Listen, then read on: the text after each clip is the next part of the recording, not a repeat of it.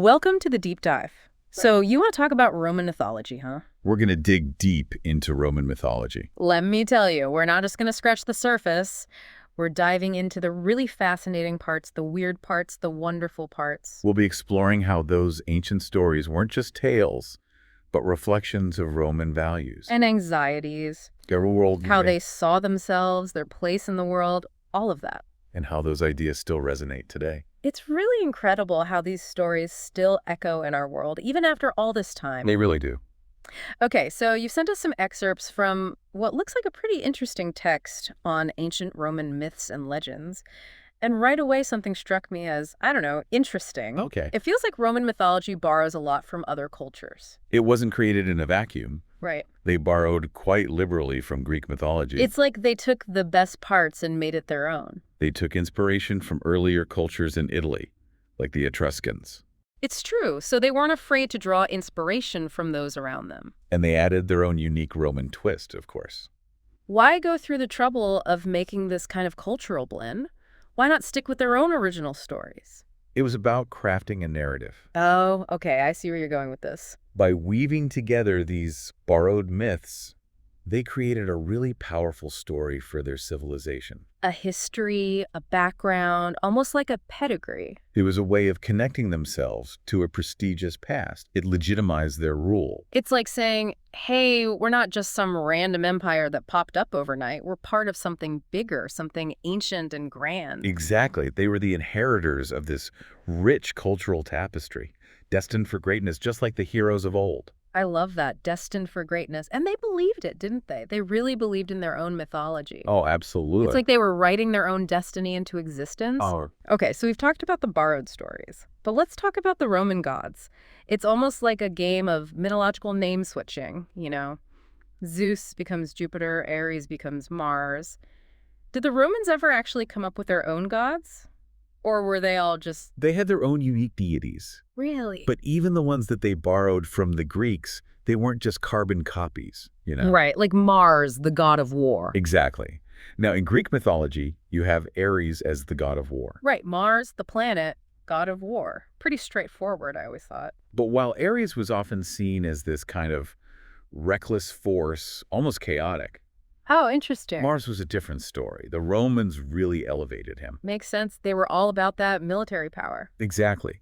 He embodied their focus on military strength, discipline, expansion. He was the ideal Roman soldier, wasn't he? Disciplined, strategic, loyal to Rome, above all else. Precisely. It really makes you wonder what that says about how the Romans saw themselves and their place in the world. It's a fascinating question, and it speaks to how these myths, they weren't just stories, they were a reflection of Roman values. Right. Their anxieties even, wouldn't you say? Absolutely. It's like we're getting a glimpse into their collective psyche, their deepest fears, their aspirations. And their worldview. So, about those unique Roman gods you mentioned, what about those figures we might not have heard of, the ones that are distinctly Roman? Absolutely. Who should we know about?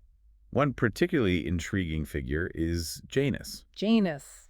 often depicted with two faces. Two faces. Okay, that's a little creepy. Was he like a bad guy? Not necessarily good or bad, more like a neutral force. How so? He was the god of beginnings, transitions, doorways. Beginnings. So every time you start something new, Janus is there watching with his two faces. You could say that. Anytime you were crossing a threshold, physically or metaphorically, Janus was there. Okay, that's kind of profound when you think about it. Beginnings, endings, the space in between. And his legacy lives on even today. Oh, I never would have guessed. Yeah. In what way? Well, think about the month of January, January. the beginning of the year. That name comes from Janus. Wow, I never put that together. You're right, January is a time of new beginnings, resolutions, fresh starts. It all makes sense now. What other hidden connections might we be missing? Well, let's talk about Pomona, the goddess of fruits, gardens, and orchards. Okay, so fruit and nature. This should be good. Tell me everything. Pomona was known for her beauty and her dedication to her craft. Okay, so we're talking serious skills here. She wasn't interested in romance. What? Really? Not even a little bit? She preferred the solitary life, The independent goddess type. I can dig it. tending to her orchards and gardens. So no suitors, no one trying to win her favor. There was one god, Vertumnus, Vertumnus, okay. who was completely smitten with her. Of course, there's always one. And, He was nothing if not persistent. oh, I bet. This is where it gets good. What did he do? Grand gestures, love poems, Vertumnus tried everything to win Pomona's affection. everything. Give me some details. He even disguised himself, hoping to get close to her. Wait, disguised himself as in like wearing a fake mustache. He was a divine shapeshifter. Whoa, hold on. Shapeshifter. That's taking things to a whole new level. Did it work? Did she see through his disguises? She saw through every single one. This Pomona, she sounds pretty smart. Nothing seemed to work until Until what? Come on, you can't leave me hanging like that. he disguised himself as an old woman. An old woman! Really? That's his Yeah. big plan. I don't get it. It was all about strategy. Strategy? Okay, I'm listening. Vertumnus and his elderly guys, he approached Pomona and he started praising her gardens. Ah, so he's playing to her interests. Clever. The beauty of her fruit trees, really appealing to her passion. Subtle. I like it. And then he told her a story. A story? Okay, now we're getting somewhere. What kind of story? A cautionary tale, you could say. Ooh, I love a good cautionary tale. What was it about? About a woman who rejected a suitor's genuine love Ouch, that's gotta sting. and ended up leading a solitary, unfulfilled life. Okay, I see where he's going with this. Playing the long game, did it work? It did. Pomona was moved by the story, So she fell for the old woman disguise. impressed by her kind words, her wisdom, and she let down her guard. That's when he made his move, right? That's when Vertumnus revealed his true identity. What a reveal. I bet she was surprised what happened next. The story goes that Pomona was charmed by his persistence, And maybe a little flattered too, right? All that effort for her. the sincerity he had displayed, especially through his heartfelt story. So what you're saying is honesty is the best policy, even when you're a shape-shifting god. They eventually married. Ah, that's sweet. So it's a Roman myth with a happy ending. Their union, symbolizing the harmony between nature's beauty, represented by Pomona, and the passionate, enduring nature of human love, embodied by Vertumnus. Okay, I'm going to be thinking about that one for a while. Nature, love, it's all connected. But on a more serious note, this story, this Pomona and Vertumnus, it gives us a glimpse into how the Romans viewed love, don't you think? Determination and our connection with the natural world, it's all there. It's a reminder that these myths weren't just fantastical tales. Right. They were woven into the fabric of their lives, reflecting their values, their beliefs. Okay, so we've talked about gods and goddesses, borrowed myths, unique Roman deities, but now let's move on to a story that's basically like the story in Roman mythology, Okay. the legend of Romulus and Remus. Ah, yes. The founding of Rome, I mean, it's epic. The foundation myth of Rome itself. It reflects how the Romans saw themselves. It's all about destiny, betrayal. A city chosen by fate. Exactly. Okay, but before we get into the drama, the betrayal, all that, Right. let's start at the beginning. Tell us about Romulus and Remus. The legend starts with Rhea Silvia, Rhea Silvia. Okay. a Vestal virgin who is said to have been visited by the god Mars. Hold on. A Vestal virgin visited by Mars? I mean, talk about a scandalous beginning. Their poor mother. Their union resulted in the birth of the twins. So already we've got gods. We've got forbidden romance. These babies are destined for something, right? What happened next? Their birth was a complicated event, to say the least. I bet it was. You see, their great-uncle, Amulius, he had seized the throne Of course, there's always a power struggle. Go on. from his brother, Numitor, the rightful king. So these twins, they have a claim to the throne. Fearing that the twins would one day try to reclaim their birthright, Amulius, he ordered them to be abandoned. Abandoned. Needed As in, left to die. Oh, that's cold. Even for a power-hungry ruler, where did they abandon them? They were abandoned in the Tiber River. The Tiber River, it's practically a death sentence. Placed in a basket, left to the mercy of the currents. Oh no, please tell me someone found them. Someone must have rescued those poor babies. This is where the story takes a turn toward the legendary. Okay, let's hear it. The twins were discovered on the banks of the Tiber by a she-wolf, A she-wolf. You're kidding, right? Lupa, who took pity on them and nursed them as her own. Okay, wait. So they're raised by a wolf. A she-wolf. I mean, that's an image, isn't it? They were later found by a shepherd Okay, so they didn't stay with the wolf forever? named Faustulus and his wife, Faustulus. Okay, got it. who raised the boys as their own. So they had like a normal upbringing after the whole raised by wolves thing. As they grew older, they learned about their true parentage Oh, here it comes. The truth is revealed. I bet that was a shock. What did they do? and the injustice that had befallen their family. They had to have wanted revenge. Right. They decided to take back what was rightfully theirs. I knew it. So they went after their great-uncle. They confronted their great-uncle, Emilius. This is epic. After a fierce struggle, they overthrew him and restored their grandfather to his throne. Wow. Talk about poetic justice, huh? It's like something out of a movie. Their victory paved the way for them to establish their own city. So that's it. That's how Rome was founded. Hold on, they both agreed on that. Building a city. This is where the story takes a tragic turn. Uh-oh. I don't like where this is going. What happened? You see, Romulus and Remus, although united in their purpose, they disagreed on the precise location of their new city. Of course they did. Brothers, right. It's always something. So what did they do? Flip a coin? They agreed to consult the gods, Makes sense. They were, pretty chummy with the gods. seeking a sign to guide their decision. Each chose a hill and waited for an omen. Dramatic. I love it. Romulus claimed to have seen a flight of vultures. Vultures. Not exactly the most majestic of omens, but hey, I guess when it's a message from the gods. What did Remus see? Over the Palatine Hill, Okay. interpreting it as a sign of divine favor for his chosen location. So that's it then, right? Divine favor, game over. Well, Remus disputed it. He did. What did he say? He claimed he had seen his own omen. Okay, but what was it? What did he see? The details are a little murky. Murky how? Like no one knows or they're arguing about it? It's not clear exactly what omen Remus saw, Oh, I see. but this disagreement, it escalated into a heated argument, Uh-oh. fueled by their ambition. Years of unspoken tension, probably. Yeah. This is a classic power struggle. What happened? Did anyone try to, break it up? Unfortunately, neither brother was willing to back down. No. This doesn't sound good. The argument escalated, And then? and in a fit of rage, Romulus killed Remus. He killed him. Wow. I guess destiny has a dark side, huh? To think, Rome, this great city, built a It speaks to the duality of the Roman story. triumph and tragedy all mixed up together. It's like that from the very beginning. Exactly. With his brother gone, Romulus became the sole ruler of this newly founded city, which he named Rome in his own honor. And so the legend was born. Okay, so we've covered the founding of Rome, but I want to talk about something else. Okay. The future. Prophecy. Did the Romans have, their own oracles, like the Greeks did? Those mystical figures who could see into the future? They did.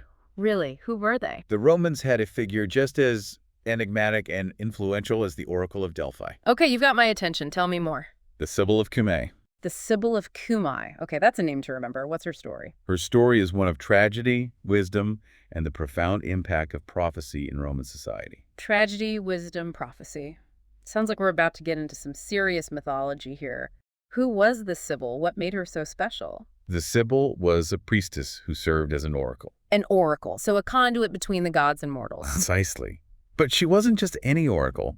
She was believed to have been loved by Apollo himself. Apollo, the god of music and poetry. And prophecy. Right, of course. I always forget about that part. So Apollo granted her the gift of prophecy. He granted her any gift she desired. Any gift. What did she choose? Immortality. She asked for a long life. A long life. Not a bad choice. But she forgot to ask for eternal youth. Uh-oh. That's never good.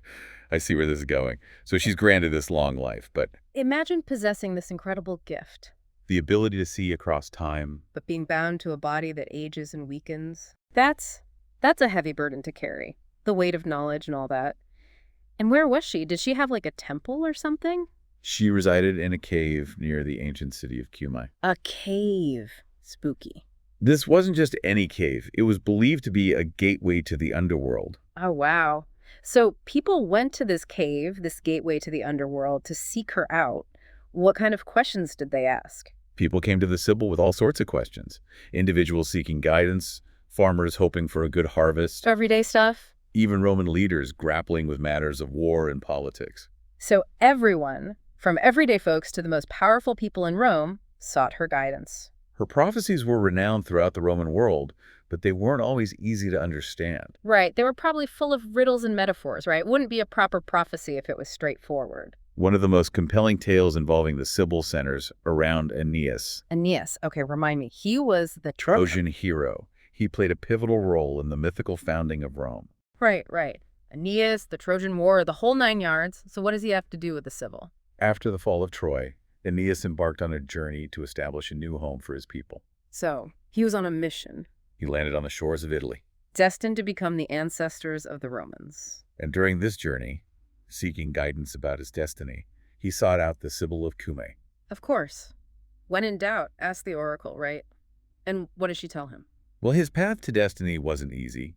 The Sibyl guided Aeneas on a harrowing journey to the underworld. Wait, like the land of the dead. He went there. She acted as his protector and guide, leading him through the realm of the dead so that he could consult with his deceased father. To receive a vision of Rome's future glory. This is intense. What a story. Talk about a powerful encounter, huh? It speaks to her power. Her connection to the other side, the divine. Are there any other stories about the Sibyl we should know about? Any other famous encounters? One story, in particular, highlights the reverence with which the Romans held prophecy. Okay, let's hear it. The Sibyl is said to have approached the Roman king, Tarquin the Proud, offering him 9 books of prophecy. 9 books. Whoa, that's a lot of prophecy. What was in these books? The books, known as the Sibylline books, were said to contain the fate of Rome itself, prophecies, rituals, other sacred knowledge. So, like the ultimate guidebook to the future. It was said that consulting them could provide guidance. And avert disaster. Exactly. But when the Sibyl named her price, Tarquin, known for his arrogance, he scoffed. What? He refused. He refused. Oh no, that's a bad move. You don't say no to the oracle. Especially when she's offering you the fate of Rome. What happened? She did something rather dramatic. Okay. She burned 3 of the books right in front of him. She burned them. Oh. That's a power move right there. So 6 books left. Did she lower the price? She offered the remaining 6 for the same price. No way. She's really playing hardball. What did the king do? Who gave in? I'm mad he did. He realized he'd messed up big time, right? He recognized the potential loss. Who wouldn't? It's not every day you get offered the fate of Rome and then turn it down. And those books, those 6 remaining books, they became sacred objects in Roman culture. Consulted during times of crisis, whenever the fate of Rome seemed uncertain, it makes you wonder, what was in those books? What did they say? And what about the 3 that were burned? So many questions. Okay, we've journeyed from the heavens to the underworld, met gods and goddesses, heroes and oracles. We've explored stories of love, betrayal, destiny. But these are more than just ancient tales, right? They still hold meaning for us today. Absolutely. They permeate our language, art, even everyday life. Give me an example. How is Roman mythology relevant to us now? Well, there's a fascinating connection between the Roman goddess Cybele Okay, Sibyl. and modern-day celebrations. Celebrations. I'm intrigued. Tell me more. Cybele was a Roman goddess, often depicted in a chariot, flanked by lions, Lions. That's pretty cool. What was she the goddess of? a powerful symbol of nature's strength. Okay, I see where you're going with this. Nature, strength. Huh. So how does this connect to modern times? Well, there's a statue of Cybele, Okay. a relic from the Roman period located in Madrid, Spain. Madrid. I've been there. Beautiful city. What about this statue? Whenever the Real Madrid Football Club wins a major title, fans flock to this ancient statue to celebrate. No way. You're telling me that there are people right now celebrating sports victories with a statue of a Roman goddess. That's amazing.